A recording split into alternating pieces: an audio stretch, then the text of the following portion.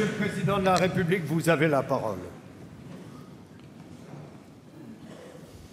Monsieur le Président du Congrès, Mr. Speaker of the Congress, Mr. President of the Senate, Premier ministre, Prime Minister, Mesdames, Messieurs les membres du gouvernement, members of the government, Mesdames, Messieurs les parlementaires, parliamentarians, la France est en guerre. France is at war. Les actes commis vendredi The soir à acts Paris et committed près du on Stade de Friday France evening in sont Paris des actes de guerre. near the Stade de France were acts of Ils ont war. fait au moins 129 morts. At least 129 people were killed and many people were injured. It represents an attack, an aggression against our country, Contre ses valeurs, against its contre values, sa jeunesse, against its youth, contre son mode de vie. and against its way of life. Ils sont le fait d'une armée This djihadiste, le groupe act, these Daesh, acts were created by an army of jihadists, the Daesh group, parce que la France est un pays who de are liberté, fighting France because it is a country of freedom, because we are the country of the rights of man, of human rights. In this very serious period, à m'adresser I devant le took the Parlement decision to speak réuni en to Congrès. Parliament in Congress, both houses of Parliament in Congress, to mark our national unity in the face of this abominable act and to respond La détermination with froide cold qui convient determination à l'attaque to ignoble the ignoble act, the horrible act which targeted our country last Friday. Notre démocratie Our democracy a triomphé d'adversaires bien has plus redoutables overcome en vérité even que cela. worse adversaries than these cowardly assassins. Our republic Pas à la portée de is méprisables couleurs. cannot be Ma volonté brought down by such people. My determination is to put the power of the state at the service of the protection of our fellow citizens. And I know we can count on the service, the loyalty of the law enforcement organizations, and you know the need to show the sense of sacrifice when necessary. The terrorists believe that free people can be intimidated by the horror of their acts. It is not the case. The French Republic has overcome many other ordeals, and it is still there, alive, and those who intend to defy the Republic have always lost out in historical terms, and it will be the same this time. The French people are ardent, valiant people, courageous people. They do not give up. They do not resign themselves. They stand up and resist whenever a child of the country has been attacked. By deliberately attacking innocents, they have shown how cowardly they are, shooting at people who were unarmed.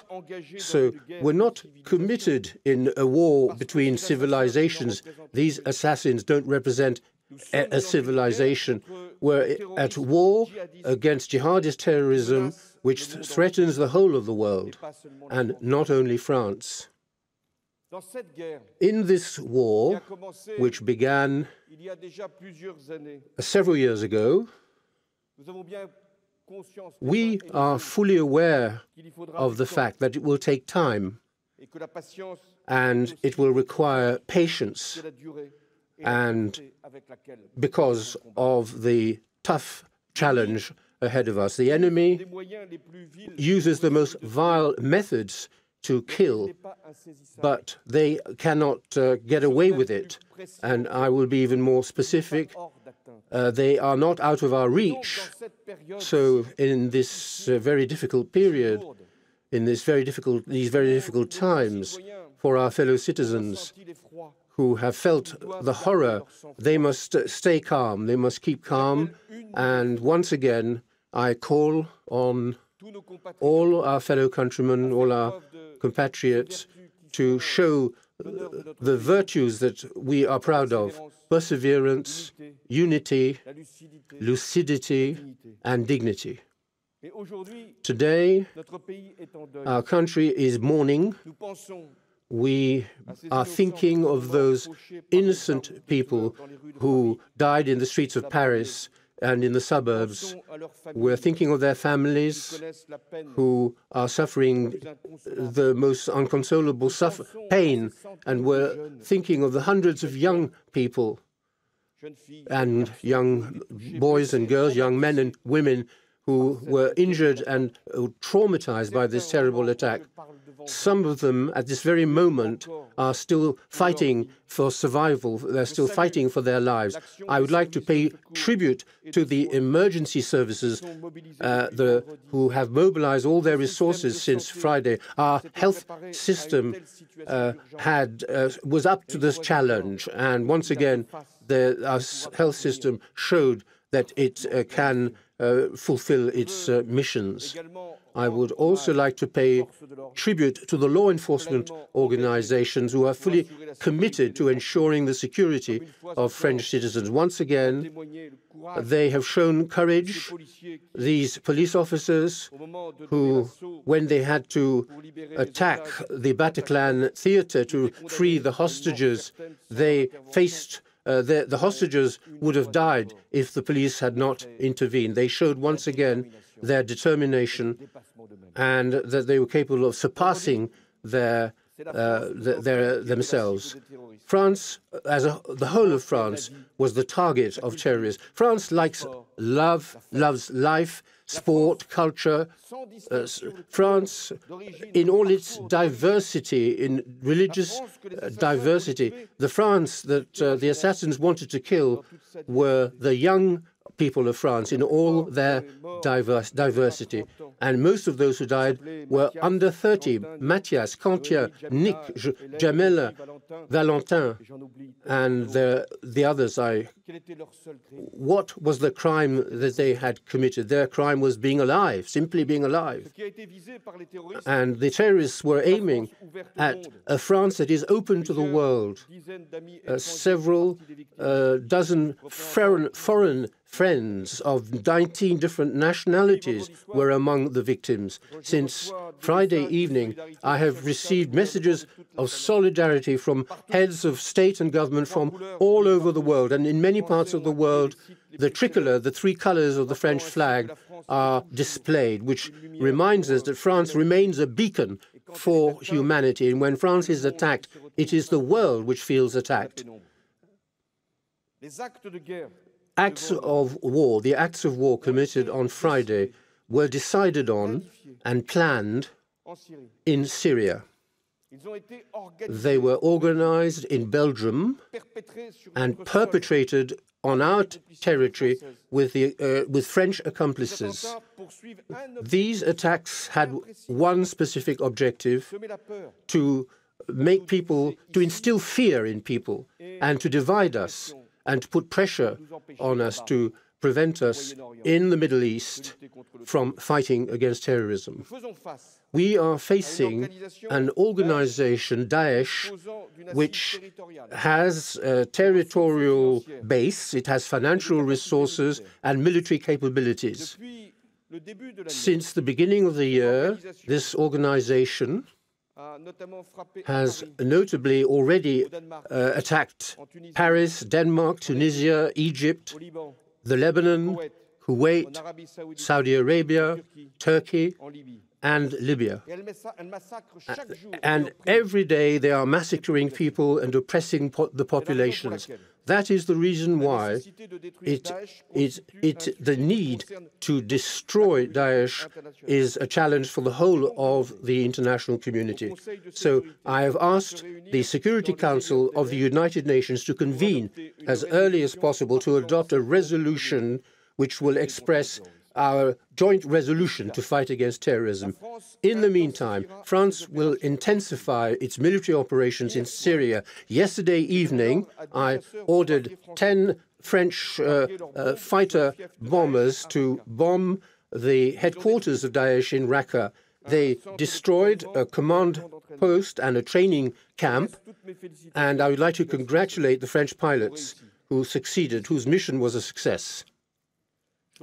I would also like to thank our American allies who supported us in this operation, and I would like to make it known. We will continue these airstrikes in the weeks to come. The aircraft carrier Charles de Gaulle will be leaving France on Thursday and will go to the Middle East, and this will triple our resources, our capabilities, and there will be no respite. We will not stop our efforts. Those who ordered the attacks in Paris must know that their crimes, instead of reducing our resolution, has reinforced our determination to destroy them. Terrorism, we fight against it everywhere where states are threatened, where their very survival is under threat. And this justifies my decision to intervene in Mali. And today our military are also present in the Sahel desert, where Boko Haram is massacring, kidnapping and raping people. Terrorism, we are fighting against terrorism in Iraq to enable the authorities in Iraq to restore their sovereignty over the whole of the country. And in Syria, we are seeking resolutely a political solution in which Bashar al-Assad cannot be a part, of which he cannot be a part. But our enemy in Syria is Daesh.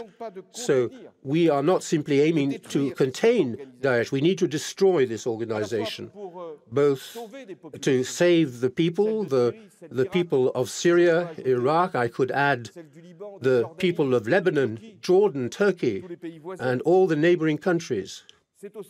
And it's also to protect us in order to prevent more attacks in our country, to prevent foreign fighters to come and commit terrorist acts in our country. We need to do more.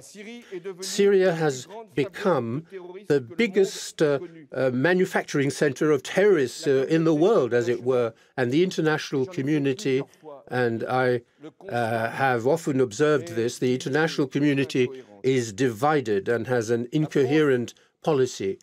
France asked from the very beginning that the international community should act in a more unified way. Today, we need more airstrikes. We need more support for those who are fighting against Daesh. France will bring more support to those who are fighting Daesh, but we must bring together all those who can really fight against this terrorist army within the framework of a large single coalition. We will be working in that direction. It's in this spirit that I'll be meeting President Obama and President Putin in the next few days to join forces with them and achieve a result which, for the moment, is still in the distant future. France speaks to everybody. We speak with the Lebanese, the Gulf states, Turkey. The Paris attacks took place at the very moment when we were when a meeting was being held in Vienna to find a political solution to the situation in Syria. Today, everybody has to face his responsibilities, the neighboring countries, the big powers, but also Europe. I have asked the Minister of Defense for tomorrow to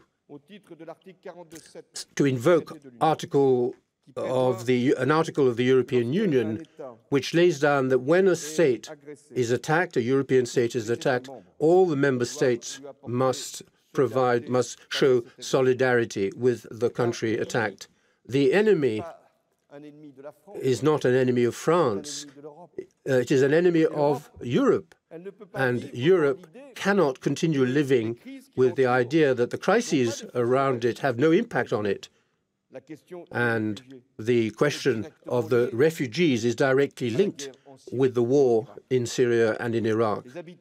The inhabitants of those countries, notably those who come from the areas under the control of Daesh, have experienced martyrdom and are fleeing. They are the victims of the same terrorist system. And that's why it is of vital importance that we should welcome those who have a right to asylum and send back to their home countries those who have no right to asylum. We must provide effective protection of our external borders. We're working on this. We were the first to warn Europe about this. France, with Germany, is making sure that countries that are facing major flows of migrants will be supported. And they are the countries in the region itself, Turkey, Lebanon, Jordan. And if Europe does not keep control over its external borders, and we've already seen this today in front of our very eyes, there will be a return to national borders and to barbed wire and fences on our borders, which amounts to the deconstruction of the European Union.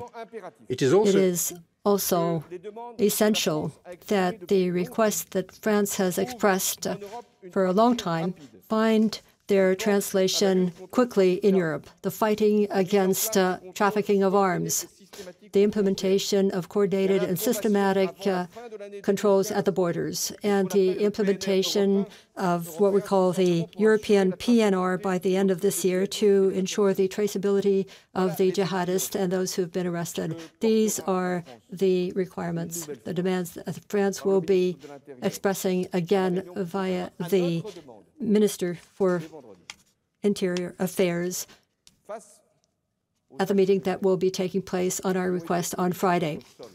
Faced with the acts of war which have taken place on our territory and which happened following the attacks of the 7th and 8th of January this year, and so many other crimes committed during the past years in the name of this same jihadist doctrine, we must be merciless. We know this, and it is cruel to say that it is French citizens who Friday have killed other French citizens. On our territory, there are individuals who, from ordinary crime, have moved on to radicalization and terrorism. Sometimes they have fought in Syria or Iraq. Sometimes they set up networks which train, depending on circumstances, or help each other to carry out at a moment chosen by the person who gives them instructions to commit terror acts. And we've seen that during the past months, and we have seen, unfortunately, what this preparation leads to. And so we must react in an emergent situation and also over a long period. During the night of Friday,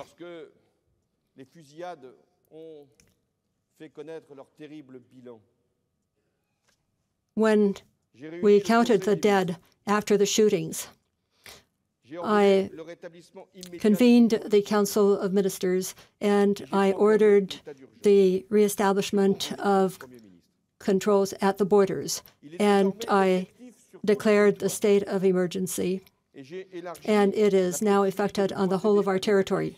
I have extended the possibility of carrying out searches on the orders of the administration in the whole of the territory. Over 104 persons were placed under house arrest, and 168 searches have taken place. There will be more. The enemy has gone a step further. We have the ability to react. The Declaration of Human Rights and Citizens states in Article 2 that the security and resistance to oppression are fundamental rights. We must exercise these rights. In conformity with these principles, we will be providing the means of guaranteeing once again the security of our citizens. I've decided that the Parliament would be examining a draft bill on Wednesday, extending the state of emergency for a 3-month period, and will adapt its contact to the evolution of technology and threat. The law of the 3rd of April 1955, which governs the state of emergency,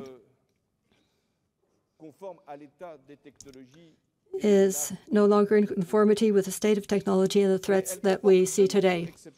But it contains two exceptional measures: house arrest and the administrative searches. These two means provide useful means to prevent the perpetration of new terror acts. And I wish to exercise these fully and extend their scope. The Prime Minister will be proposing to the Parliament that a full administrative regime be adopted for each of these two provisions. And ladies and gentlemen, members of the Parliament, and I encourage you to vote this before the end of this week. But we must go beyond the state of emergency. And I've thought about this a great deal.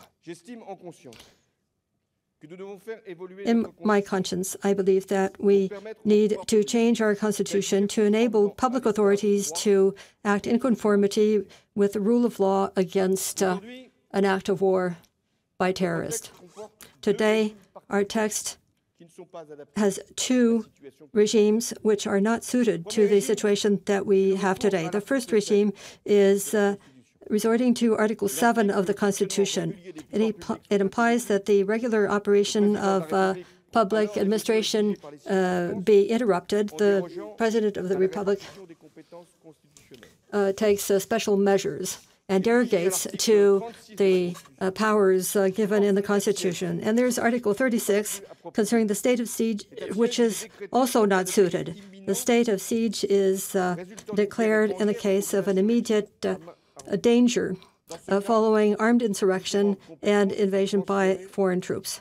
A number of competencies are transferred from the civilian authority to the military authority. Everyone will agree here that neither of these regimes is adapted to the situation we see today. The functioning of public administration is not interrupted, and it is not conceivable to transfer to military authority special powers. However, we are at war. But this war of a different type, given that we are faced with a new enemy, should enable us to manage the state of crisis. And in 2007, the committee presided over by Édouard Balladur had thought about a possible evolution of our Constitution. It suggested that Article 36 of our basic Constitution be amended to include the state of siege and the state of emergency. And an organic law would be determining the circumstances in which this should be applied. I believe that we should return to this project. We need to have an appropriate tool to be able to take exceptional measures for a specific duration without resorting to the state of emergency and without compromising public liberties. This revision of our Constitution must be accompanied by other measures, such as the loss of nationality. The loss of nationality should not make someone stateless, but we should be able to enable someone who has attacked the fundamental interests of our nation or committed an act of terrorism. The person we must be able to deprive that person of the French nationality on the condition that the person has another nationality. We should also be able to prevent someone with dual citizenship from returning to our territory if the person constitutes a risk of terrorism, unless the person agrees to undergo a very strict surveillance regime, as is the case for our British friends. There are cases with extreme consequences, but this is something that we must do for our interest. And there are possibilities of increasing the surveillance of people who have been the object of intelligence reports. And we will be requiring the opinion of the Council of State to verify the conformity of these proposals with our text. And this opinion will be made public, and we will draw the consequences of this. Let us think seriously about this decision. Our Constitution is our collective compact. It unites all of our citizens. It is the common rule. It carries principles. It is preceded by a preamble which states that France is the state where law rules. The Constitution is our common charter. It is the pact which unites all of the citizens of the country. And since our Constitution is the compact which is essential for us to all live together, it is essential that the text should have answers to fight against those who attack the state. Just as we will be dissolving associations or de facto associations which express hatred or encourage the perpetration of acts of terrorism. Ladies and gentlemen of the Congress, I ask you to think about the decision I have taken, and I ask the Prime Minister to prepare this revision of the Constitution with you so that it can be adopted as early as possible. You will be extending the state of emergency beyond the 12-day period for 3 months. But beyond the 3-month period, we must be in a state of law to fight terrorism. And since the threat will be weighing on us durably, and the fight against Daesh will be mobilizing us for quite some time to come on the external front as well as inside of our country, I have decided to substantially strengthen the means available for the judiciary systems and enforcement services. The investigation services and magistrates should be able to call on the full range of intelligence means and technology whose use is authorized by the new law on intelligence. The criminal proceedings should also take into consideration as closely as possible the specificity of the terrorist threat.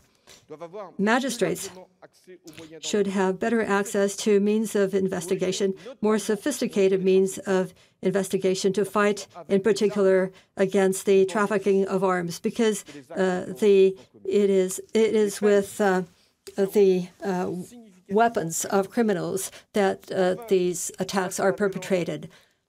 The sentences will be considerably increased. And considering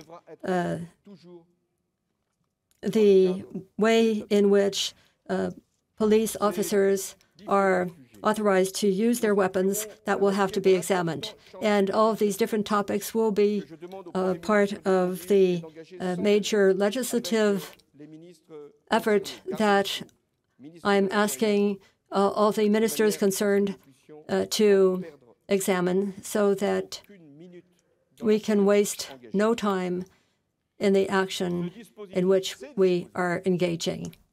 These different schemes will complete all of the different measures which have been adopted since 2012. The anti-terrorist law, a law on intelligence, a considerable strengthening of means. And I'm also aware of the fact that we must further increase our means. If we are at war, it cannot be with what we had a few years ago, with the military programming law or other texts which had been imagined to ensure the security of our citizens.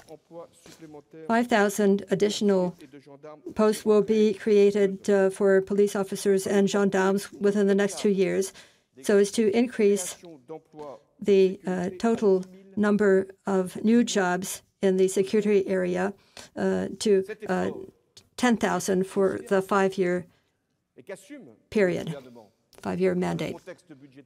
It's a considerable effort given the present budgetary context, and that will simply enable us to restore the level of forces to what it was in 2007. That will benefit the fighting against terrorism, border police, and the overall security of the country.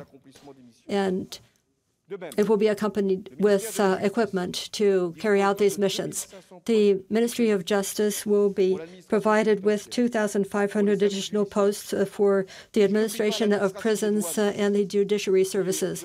And I'm not forgetting the customs staff, where 1,000 additional posts will be created. As to our armies, which are called upon more and more for our external operations that we will be continuing, and called upon for the security of our population, I have decided that we will not reduce our defense forces until 2019.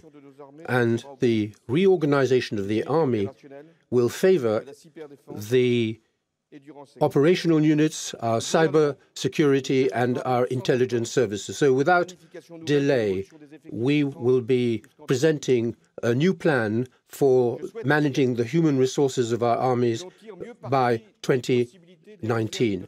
We also need to capitalize more on the use of our reserve forces. We have reserve forces which we can call on. They are also a link between the armies and the people. They are resources, reserves, who could form a national guard which could be very effective. All these budgetary decisions will be taken under the finance bill, which is being discussed for 2016. And it will necessarily result, and I assume responsibility for this, it will result by more expenditures. But in the current circumstances, I believe that our security pact requires this investment in order to ensure the stability of our country. The faces of those who died and who were injured last Friday, the faces of the families who are mourning, haunt my mind. And the memories, these memories are reinforcing my resolution and yours, I know. In our determination to fight against terrorism, I want France to remain what she is. The barbarians who want to disfigure France must not be allowed to do so. And they will not allow, we will not allow them to change the face of France. We don't want them to damage France's soul, and we will prevent them from, they will not prevent us from living fully the life the way of life that we have, of freedom. But we must show this in a calm way. I'm thinking of our youth, the youth who feel attacked, hurt by all these victims, and who are wondering if they will be able to continue living under the rule of law. We must continue to work, and we must continue to go out and to live, to enjoy life, and to try and influence the world. That's why the big event which will take place in Paris in December, the COP21, will not only be maintained, but will be a moment of hope and solidarity, a moment of hope because we will be talking about the future of our planet, and also a moment of solidarity. Over 100 heads of state and government will be here in Paris to negotiate a sustainable, binding agreement which to allow us to live and to allow our children and grandchildren to continue to to enjoy the planet they have inherited, but they will also come and tell France, a country of freedom, how much the world feels solidarity. The whole world feels solidarity for France and is prepared to mobilize against terrorism. And in the same way, our democracy will not give in to blackmail. The regional elections will take place as planned next month, and our political life will continue. It is our duty to do so. Mr. Speaker of the Congress, Mr. President of the Senate, ladies and gentlemen who represent the nation, the whole of the nation, you represent the nation in all its diversity and also in all its unity. You represent a free people who are invincible when they are united. It is our most precious asset, and we must avoid drifting away from these values, and that is also our duty as Republic. It's by renouncing the fight for Republican values that in certain circumstances in the past we have drifted away from our values. Let's make sure we don't do the same thing today. The Republic, we want to give the Republic all the resources that this new context requires, the war, to enable it to eradicate in line with our values, whilst respecting our values, to eradicate terrorism without losing the guarantees of the rule of law. We will eradicate terrorism because the French want to live together without fear, without living in fear. We will eradicate terrorism because we are attached to liberty and to the international reputation of France across the world. We will eradicate terrorism in order to allow free movement of people, mixing of cultures that will remain, and that human civilization will be enriched by this. We will eradicate terrorism so that France will continue to show the way. Terrorism will not destroy the Republic, because it is the Republic which will destroy terrorism. Long live the Republic, long live France.